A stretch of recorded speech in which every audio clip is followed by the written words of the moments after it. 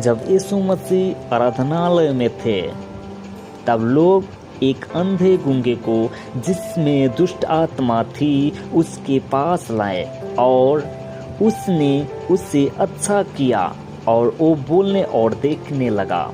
और जब वो बोलने और देखने लगा तो लोग हैरान हो गए, लोग परेशान हो गए कि ये कैसा हुआ। लोग वहाँ पर चकित हो गए और कहने लगे, इस पर सब लोग चकित होकर कहने लगे, ये क्या दाऊद की संतान है जो परमेश्वर की ओर से आया है?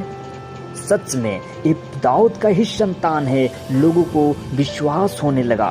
परंतु ये सारे कारनामा को देखकर फरीसियों ने ये सुनकर कहा, ये तो दुष्ट आत्माओं के सरदार बालज़बूल की सहायता के बिना दुष्ट आत्माओं को नहीं निकालता।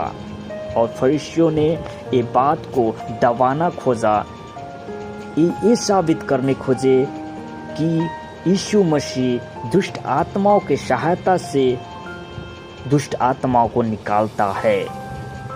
उसने उनके मन की बात जानकर उनसे कहा, जिस किसी राज्य में फूट होती है वो उजड़ जाता है, और कोई नगर या घराना जिसमें फूट होती है बना न रहेगा। जहाँ पर फूट है वहाँ पर एकता नहीं। अगर एक भाई दूसरा भाई को निकालेगा तो उस भाई में प्रेम नहीं, उस भाई में कोई भाव नहीं है।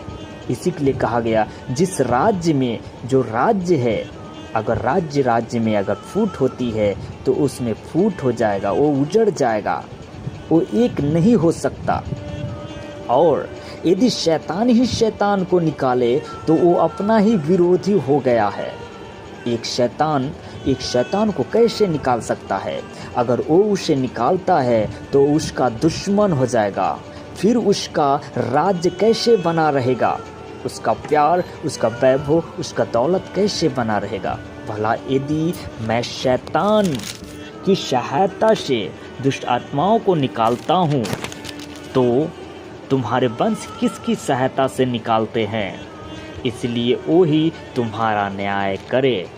पर यदि मैं परमेश्वर की आत्मा की सहायता से दुष्ट आत्माओं को निकालता हूँ तो परमेश्वर